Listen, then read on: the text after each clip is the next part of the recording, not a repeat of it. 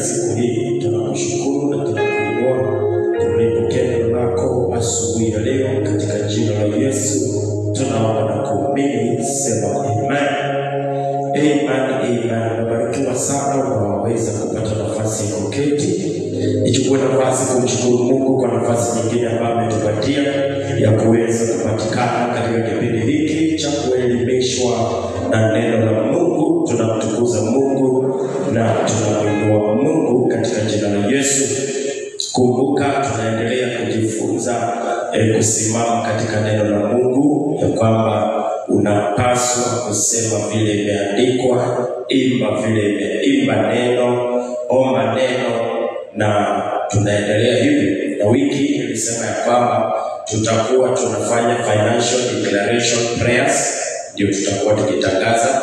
Kwa hivyo tutagusa scriptures ambazo zinahusiana na line ya kipesa. Kuhusiana na line ya kipesa, hiyo inahusiana na maisha yetu ambao tunaishi hapa duniani. Kuna maisha ambayo tunapaswa kuishi, na bila pesa hiyo maisha hauwezi mkaishi. Kumbuka Yesu alimwambia shetani katika Mathayo 4, mwanadamu hataishi kwa mikate tu, lakini Yesu hakutoa mikate. Hiyo ni kumaanisha kwamba mwanadamu anahitaji mikate. Maana hakusema mwanadamu hahitaji mikate, bali alisema mwanadamu hataishi kwa mikate tu. So si mikate peke yake inayomsababisha kuishi, ni pia neno la Mungu. So Yesu kwa kifupi alituambia unahitaji neno na pia unahitaji mkate. Jina la Bwana litukuzwe. Kwa nini Yesu alisema hivyo? Tunakuwa na ufahamu ya elimu ya kwamba sisi ni roho, tuko kwa mwili. Sisi ni roho na tunaishi kwa mwili. Kumaanisha kwamba tuko mara mbili. Tuko na mwili na tuko na roho. Sisi ni roho na tuko na mwili.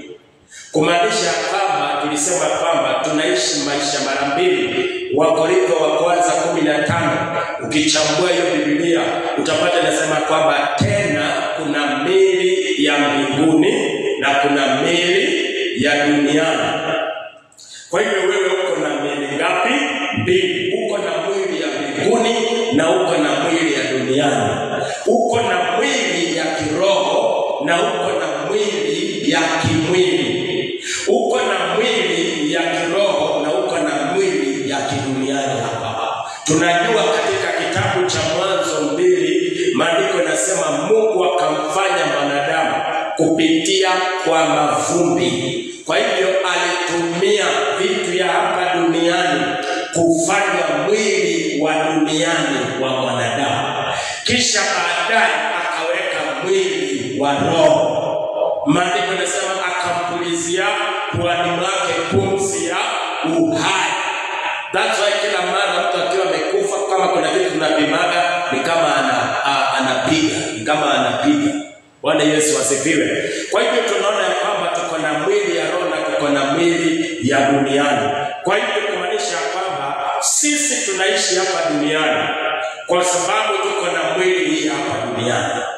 Na pia sisi tumeokoka, tunakuja kanisani, tunakula chakula cha kiroho na tunaenjoy maisha ya kiroho. Kuna utajiri wa kiroho na kuna utajiri wa kimwili. Kuna afya ya kiroho na kuna afya ya kimwili. Na mara nyingi watu wengi wako na afya bora ya kiroho, lakini maisha ya kimwili hawaishi vizuri. Sasa nataka kukuletea picha hii katika jina la Yesu, ya kwamba tunahitaji mkate na pia tunahitaji neno. Neno ni kwa ajili ya miili yetu ya kiroho, mkate ni kwa ajili ya miili yetu ya kihalisi. Ndio maana tumeokoka na tunafanya kazi. Kumaanisha kwamba wakati tunaongea kuhusu pesa, tunapaswa kudili nayo kwa laini mbili. Njia ya kwanza ambayo tumewekewa ya kupata pesa ni kwa kufanya kazi.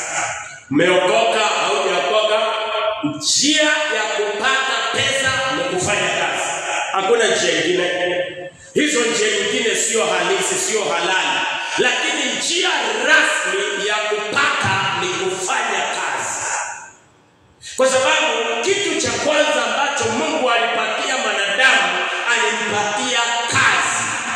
Akatengeneza, akaweka shamba la Edeni, akaweka kila kitu, kisha akamweka mwanadamu, akampatia kazi, uilime na uipalilie. Kwa hiyo kitu cha kwanza ambao mwanadamu alipatiwa, ameokoka hajaokoka, lazima afanye kazi. Ameokoka hajaokoka, lazima afanye kazi. Maana kazi haikupatiwa watu wameokoka, kazi ilipatiwa mwanadamu. Kazi haikupatiwa watu wameokoka, kazi ilipatiwa mwanadamu. Wewe ni mwanadamu, fanya kazi. Kwa hiyo njia ya kupata ni kufanya kazi, na tunaamini hivyo. Na usiruhusu maombi itoe kufanya kazi. Haiwezi kufanya kazi, haitaenda sawa. Usiruhusu maombi iondoe kufanya kazi. Watu hawatajiriki kwa kuomba. Lakini kuna miujiza. Lakini watu watajiriki kwa kuomba. Naomba na hapana, hata kazi watu hawaipati tu kwa kuomba. Tutakuombea, tukimaliza tukuambia enda uapply. Ndio hiyo. Tutakuombea, tukimaliza tukuambia kwenda fanya nini? Enda fanya kazi. Tutakuombea, tumalize tukuambia enda tafuta kazi. Maana Mungu hawezi leta kazi mpaka kwa nyumba yako, maana uliomba. Bwana Yesu asifiwe. Sasa ujumbe wangu wiki hii unakujia hapa. Kuna scriptures ambazo tutasoma nyingi sana wiki hii kuhusiana na maisha ya kikazi. Ni kwamba tunapaswa kuelewa dunia hii, kila mwanadamu ambaye anaishi dunia hii anahitaji pesa. Hakuna mtu anahitaji pesa. Unahitaji pesa. Hiyo kwa ukijua hivyo. Tuko dunia hii tunahitaji nini? Pesa. Na ikizidi sisi ambao tumeokoka, pia tunahitaji pesa. Kwa sababu ya kuishi maisha mazuri. Lakini pia tuelewe ya kwamba pia mwanadamu hufahamiwa kiroho katika maisha yake ya kipesa. Tuko na attacks za kipesa. Nataka unielewe. Tuko na uvamizi ya kipesa. Tuko na watu wanafanya bidii, lakini hakuna kitu ya maana inaendelea kwao. Kwa sababu wako na mashambulio ya kipesa. Sasa wiki hii tunataka kuinuka kinyume na mashambulio ya kipesa na kutangaza vile imeandikwa. Maana ninataka kuamini uishi maisha unaopaswa kuishi ya kipesa hapa duniani. Maana njia zako za pesa zinaweza zikafungwa. Njia zako za kuishi vizuri zinaweza zikafungwa. Ukaishi maisha mbaya sana dunia hii na umeokoka na uende mbinguni, lakini uishi maisha mbaya ya kipesa, maana umevamiwa kipesa. Sasa mimi naleta wiki hii ujumbe wangu unaingilia kwa laini ya kiroho, kufungua na kubambana na kudili. Kama kuna vitu vimefanyika katika ulimwengu wa kiroho inayoathiri maisha yako ya kipesa, ndio ninaingizia maombi yangu hapa. Tunaelewana? Kwa sababu ninajua kazi yako inaweza ikafungwa. Na wewe kufanya bidii haiwezi kufungua hiyo. Kwa sababu haijafungwa kimwili, imefungwa kiroho. Tunahitaji kudili nayo kiroho. So tutakuwa tukidili sehemu ya kiroho kuhusiana na kipesa ambayo inavamia maisha yako. Kwa sababu tuko na watu mpaka wa leo bado wamejawa na maswali. Pastor, hakuna kenye sijafanya. Hakuna kenye sijafanya. Tuna watu wanapokea mishahara mikubwa, lakini wanakuambia baada ya mwezi kuisha, pastor, mimi sijui pesa yangu huwa inaenda wapi. Sasa ndio tunaingisha nini sasa? Ndio tunaingilia hapo kiroho. Sijui kama unanielewa. Ndio tunaingilia kiroho. Mimi sikufunzi hapa utoke hapa uanze kwenda kuwekelea mikono kumiliki magari za watu. Mimi sifunzi hiyo. Mimi sikufunzi hapa utoke hapa uanze kwenda kuekelea na kumwaga mafuta kwa kazi za wenyewe, uanze kusema na miliki. Mimi sifunzi hivyo. Mimi sikufunzi hapa uende anza kuekelea pesa za watu mikono zikuwe zako. Mimi sikufunzi hiyo. Mimi sikufunzi hapa uende kwa ATM uanze kutangaza ninaitisha pesa. Mimi sifunzi hiyo. Hiyo ni ufundishaji ambayo haina hekima na haina neno la Mungu. Mimi sikufunzi hapo uende kwanza unaona watu wanafunza mpaka na kwenda ekelea gari ya watu. Uanze kumiliki. Unaenda ekelea gari ya mtu amefanya miaka mingi savings zake, amejinyima anunue gari. Wewe kuja tu ekelea mkono kwa yako. Hizo ni uvivu, hizo ni uvivu.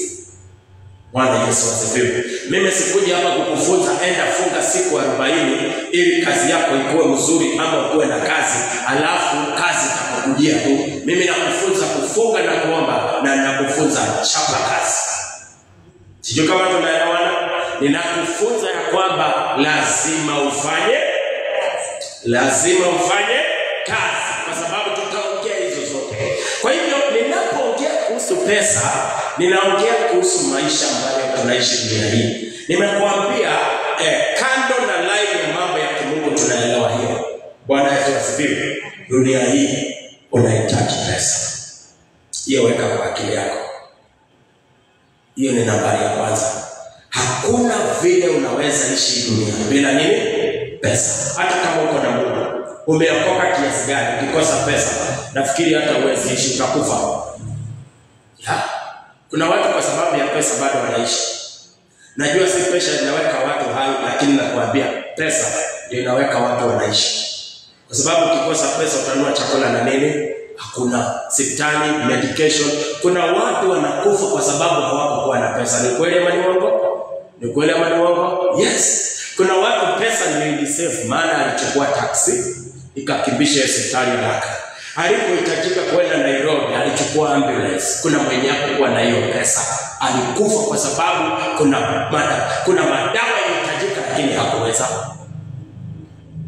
Sio kama unanielewa. So nambari ya kwanza nataka leo niweke foundation nzuri sana, alafu kesho tuanze kuzikiri. Na hizi scriptures pia nikisema nataka usiandike zote, maana utazitumia pale yako ya maisha. So tumesema number 1 unahitaji pesa. Sema ninahitaji pesa. Pesa sio mbaya. Ukaweza kumwambia pesa sio mbaya. Na pesa sio mbaya, na pesa sio ovu. Money is not evil. Money is not evil. The love of money. Kupenda pesa ndio mbaya. Kumbuka, elewa vile maandiko inasema. Pesa sio mbaya. Kupenda pesa ndio mbaya. Na nitakufundisha kupenda pesa kuna maanisha nini. Sasa tukiongea kuhusu kupenda pesa, hiyo tunaongea kuhusu pesa na moyo wako. Na tunaanza kuongea kuhusu nafasi ambazo ni za kiungu. Na wapendaji pesa wako na shida na wanadamu wengi sana. Mtu anaweza kuwa kwa kupenda kwake pesa, familia yake inateseka, wazazi wake wanateseka, lakini hawezi wasaidia kwa sababu ya the love of money.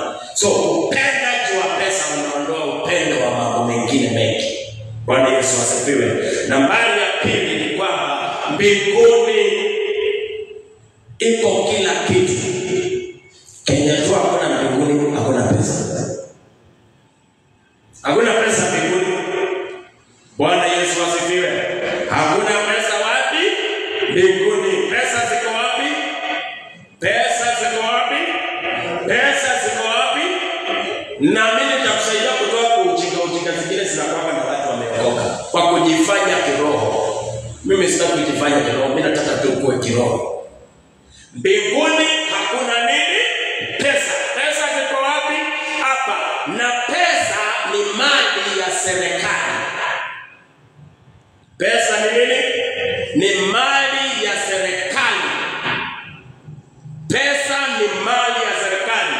Na pesa zinaprintiwa na serikali. Pesa inakuwa printed na serikali. Sawa sawa. Kwa hivyo pesa huachiliwa na serikali. Na pesa ziko hapa duniani. Mbinguni hakuna pesa. Hiyo weka kando. Number 3, pesa hubadilisha maisha ya mtu. Elewa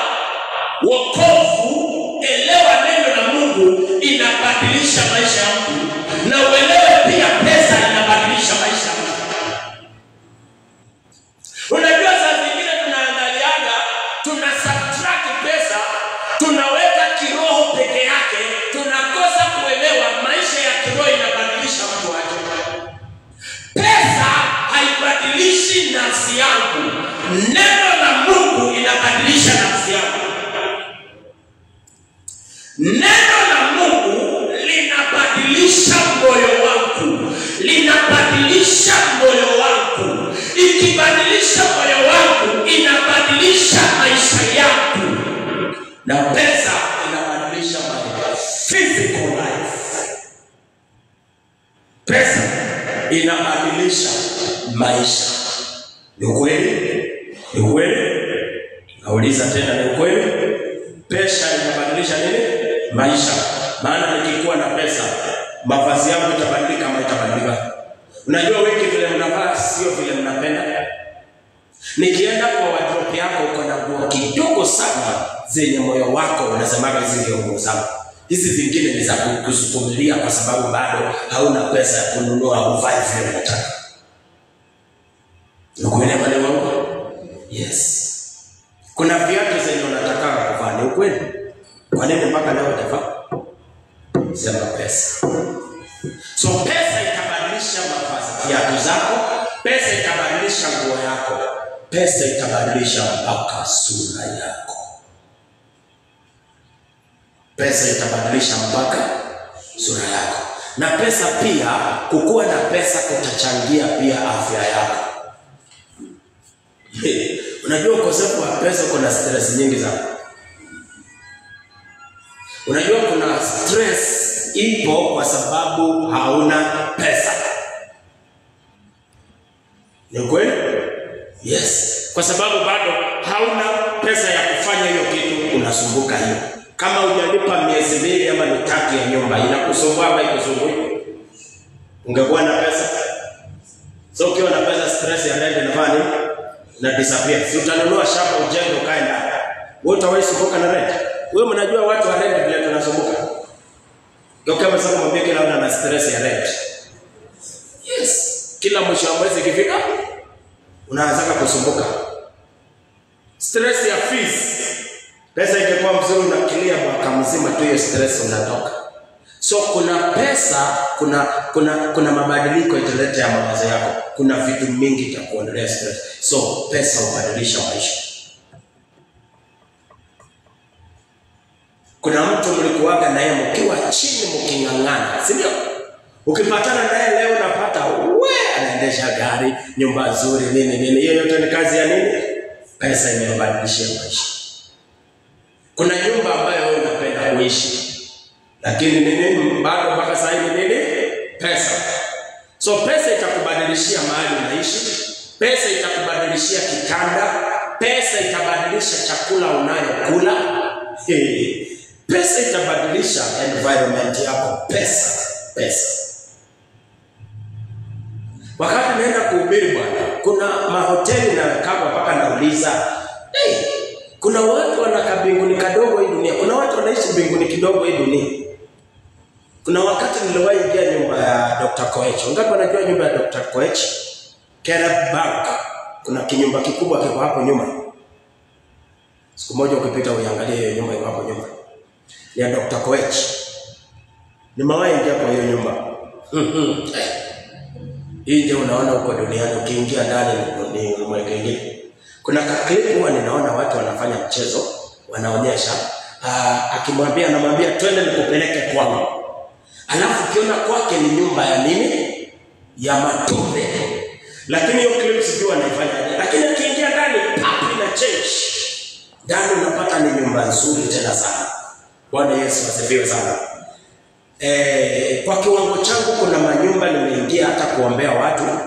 Unaingia kwanza unauliza ninaingia wapi hapa. Yaani kuna watu wanaishi hapa. Paka nikasema kuna watu wanaishi vizuri wapendwa. Kuna watu wanaishi vizuri. Kuna watu wanaishi na vizuri. Ni pesa inatuma bado kuna masahani bado hujakuwa nazo. Ni pesa inatuma tu ndio unatumia hizo masahani zenye kuna masahani ya kuna mahali niliweka hoteli bwana, nikaingia kwa shawa. Sasa umeingia class kwanza. Shawa. Ni mahali hapo tu vitanda bwana. Na hiyo yote ni nini? Nguvu ya nini? Pesa. Bwana Yesu asifiwe. So pesa inabadilisha maisha ya watu. Another thing, money is power. Money will give you power. Watu wako na pesa wako na nguvu. It is true. And it is biblical. Money is what? Is power. Ni nani wanaongea Kenya? Ni nani wanaongea Kenya?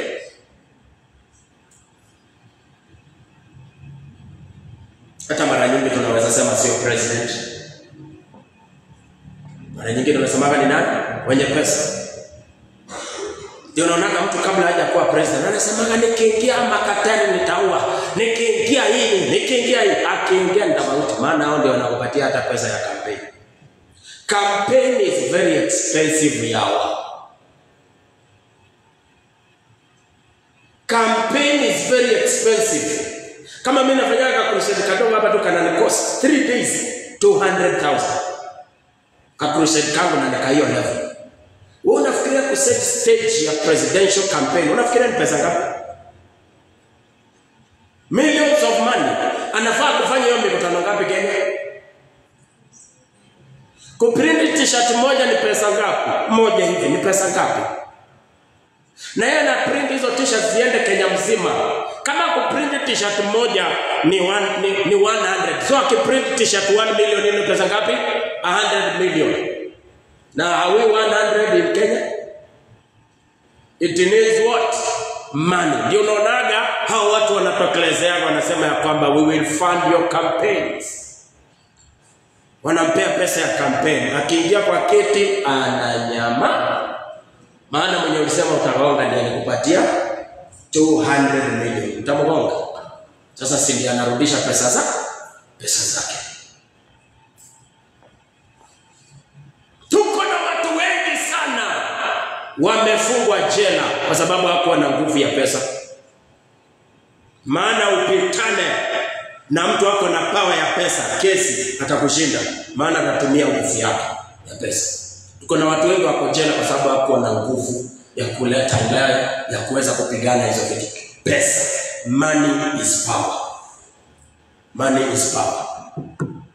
Hata kama mtu wako soma hapo enda shule, hajui kuhesabu, hajui kufanya chochote, kama ako na pesa ako na nguvu. Kama ako na pesa ako na nini? Ako na nguvu. Money is power.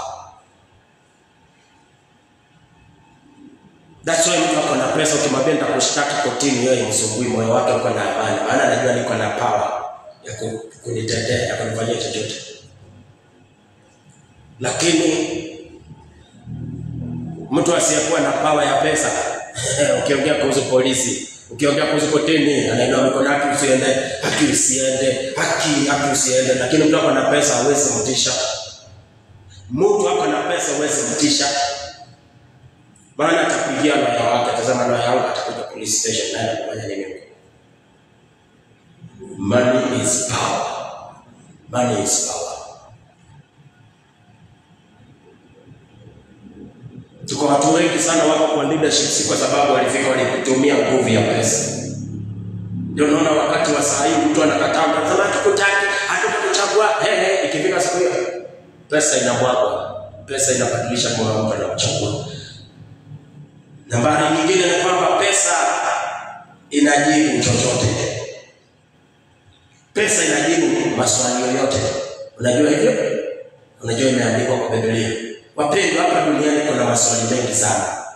Hayatajibiwa na maombi, hayatajibiwa na neno, hayatajibiwa na kufunga, inafaa kujibiwa na nini? Pesa. Maandiko inasema pesa inajibu chochote. Pesa inajibu chochote. Na pesa ndio itakwambia shetani ya kwenda. Pesa si wewe. Ndio kama sema pesa wewe unasema bali unaenda shetani. Ni pesa ndio inasema sio wewe unasema. Pesa ndio itakwambia ni gari gani utapanda. Nimekuja kugundua Nairobi na kuna watu wanaenda na 300 Nairobi. Na kuna watu wanaenda Nairobi na 2500. Sijui kama unajua hivyo. Sasa ukitaka kwenda na 200 na 300 Nairobi enda saa 5 ya usiku. Nasikia hivyo. Lakini kuna watu kwa bus, kuna kakiti kanakuwa kama zimetengwa hapo mbele kadhaa. Hapo mpaka Nairobi is 2500. Sema pesa. naye afike akiwa amechoka. Anafika akiwa ametulia vizuri sana. Sema pesa. Pesa inajibu hizo maswali. Pesa ndio itakwambia ni sekretari gani unaenda. Pesa ndio inakwambia ni nyumba gani unakaa. Si wewe unakaa. Unajua wengi wetu ile manyumba tunakaa sio sisi tunataka. Ni pesa inayochagulia. Sijui kama hiyo ni ukweli. Maana hauwezi endea nyumba zaidi ya kiwango cha mapato. Wapendwa, ile maisha tunaishi sio ile tunataka, lakini ni maisha ambayo pesa yetu ndio imetupatia. Kiwango changu hiyo ndio maisha naweza afford kipesa. Lakini pesa ikiongezeka, maisha yanafanya nini? Inaenda juu. So pesa inatatua shida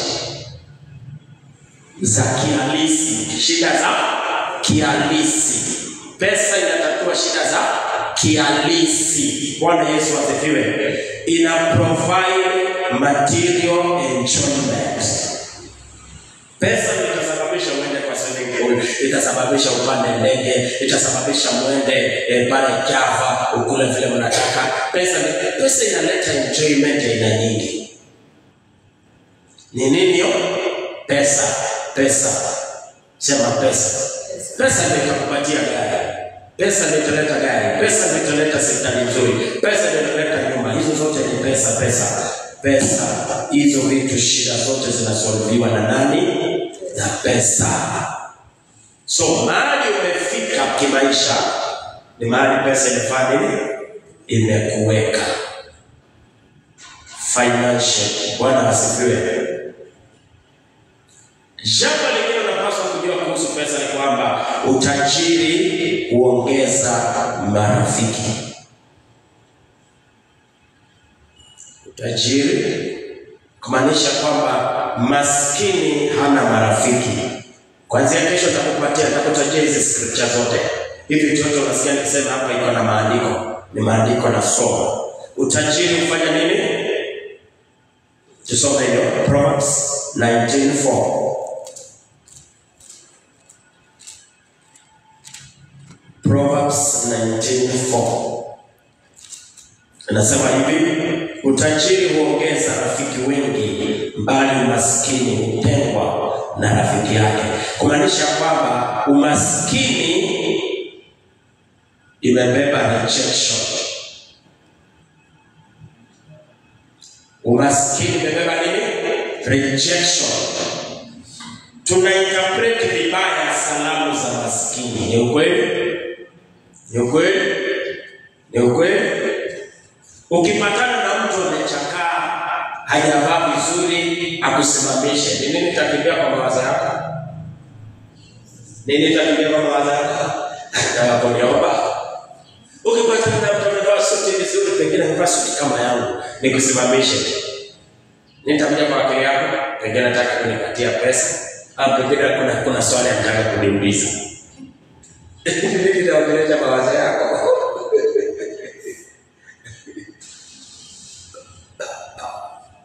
Hello. Kuna prank nyingine naonaga wa Nigeria wanafanya. Mtu anataka kupeana pesa, anavaa kama mwenda wazimu. Alafu anaenda akiomba. Tatu kama hajabeba, toka kuna. Yaani mtu asiyekuwa nayo hatakikana.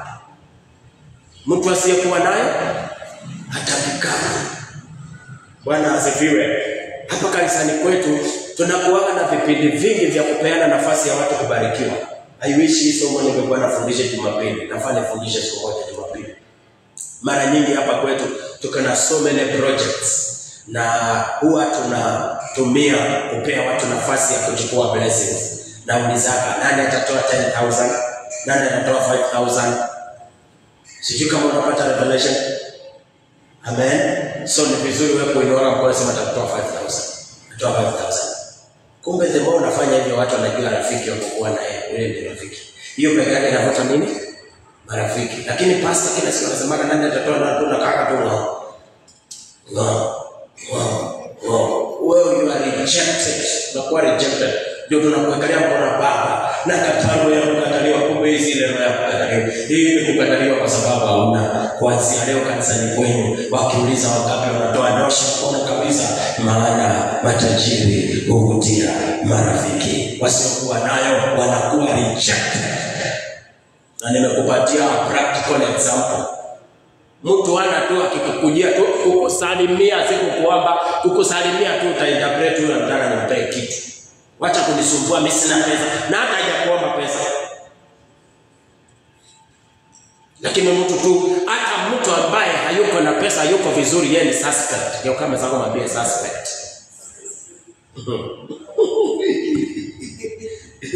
Kuna suspect za aina nyingine, za aina kadhaa. Kuna suspect wa sura, unaweza kuwa na sura ambayo ni suspect.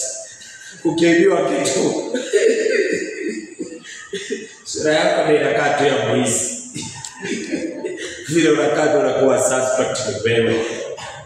So unapaswa uelewe pia ukosefu unakufanya kuwa nini? Suspect. Imagine nimevaa vizuri, nanukia vizuri, na niko sawa. Kwa hiyo kikundi yetu simu ipotee. Kuna mtu ataniuliza, lakini angalia vipi ya riziki kwa simu. Lakini mwenye atapatikana amevaa vibaya, suspect, lazima ni wewe. Bwana tukiangalia uwezi afford hizi. So unaona kuna matatizo nyingi na nemea watu na inavata watu kwa sababu ya ukosefu. Na kuchokora kwa sababu mimi nataka tufanye hizi declaration na wasa. Ukosefu wa pesa utasababisha pointi zako nzuri hakuna mtu atasikia. Unajua hivyo? Tutampea ongea kwa sababu ya pesa na tutakunyima, maana hata tukisipokupea ongea kuna kitu. Sasa unaona wanasiasa hata akuje sangapi atapewa ongea, maana atawacha 1500 hapo. Lakini kuna mzee pale amekoka amejazwa na roho na anaenda mbinguni. Tunajua hata akiongea kuna kitu atawacha. So si lazima hata tumpatie, kuna shida.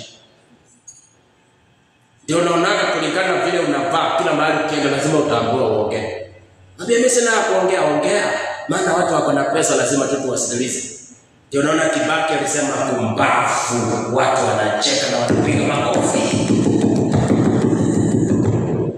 Anasema mafia, kuku, matajiri, maprofesa, madaktari wanacheka.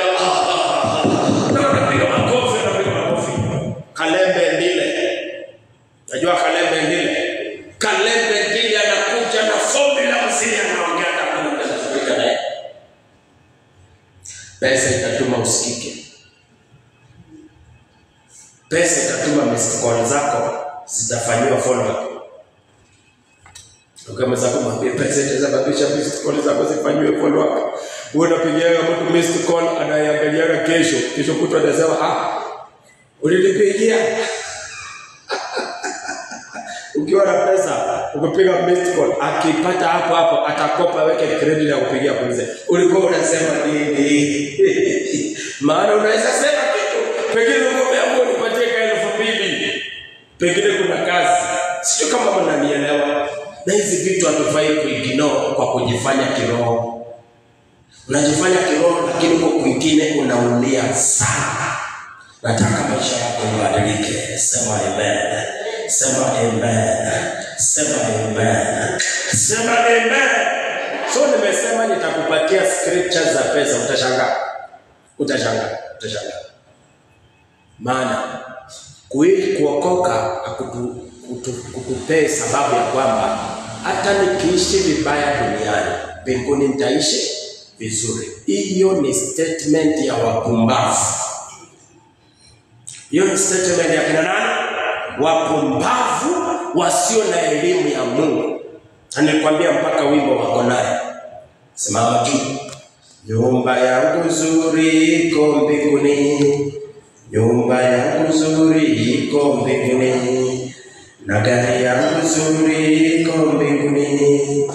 Gari yangu nzuri iko mbinguni. So hata wapendwa, Bwana asifiwe, nimeokoka na mpenda Yesu. Wapendwa, hata tusipoendesha magari mazuri duniani, bora tuende mbinguni. Toa ushuhuda hapa. Toka na ushuhuda hapa ya ujinga.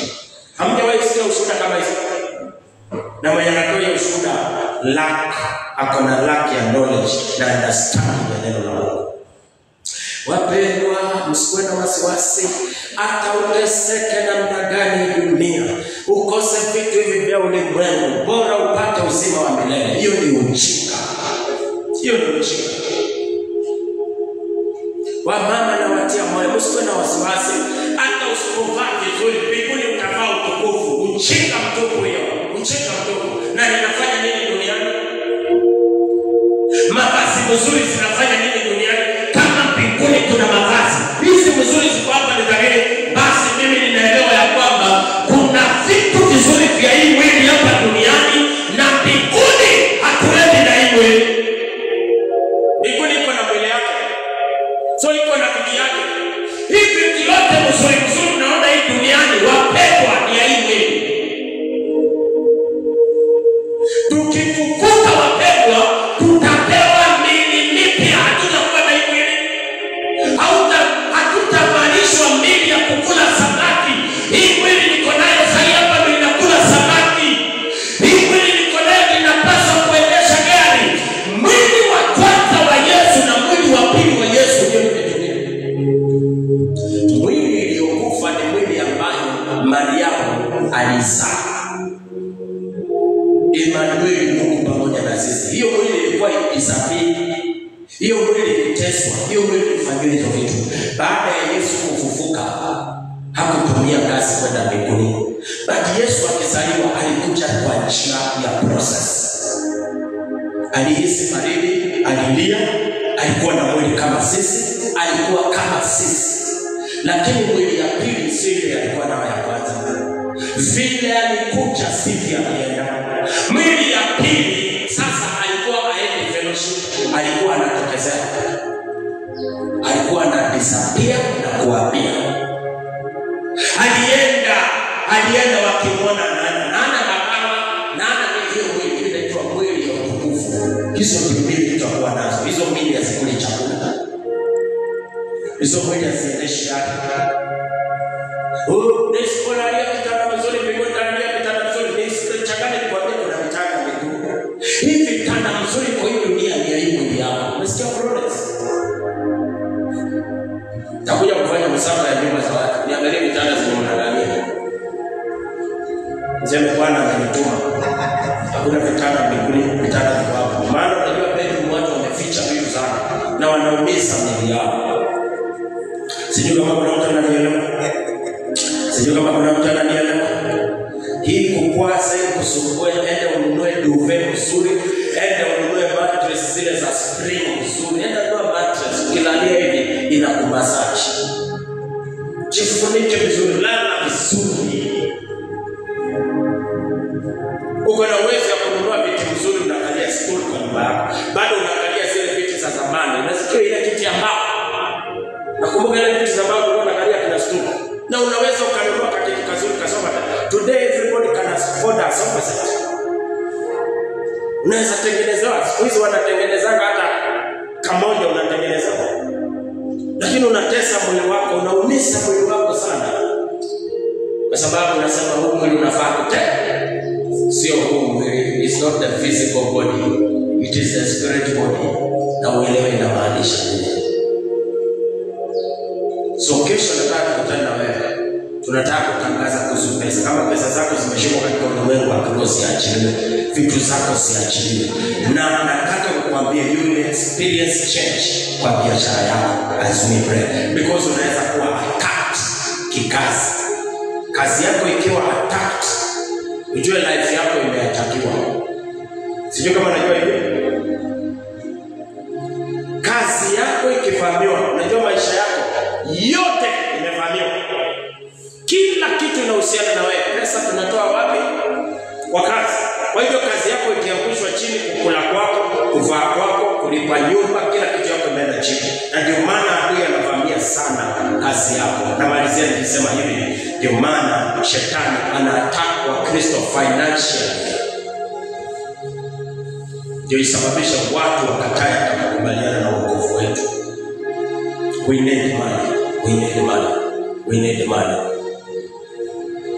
Inua mikono juu sana kwa jina la Baba na Mwana na Roho Mtakatifu. Bwana Yesu, kila ujinga ya kimaisha na kipesa iliyopewa inaikataa kuanzia leo. Nakubali elimu yako, nakubali kusimama vile imeandikwa katika jina la Yesu.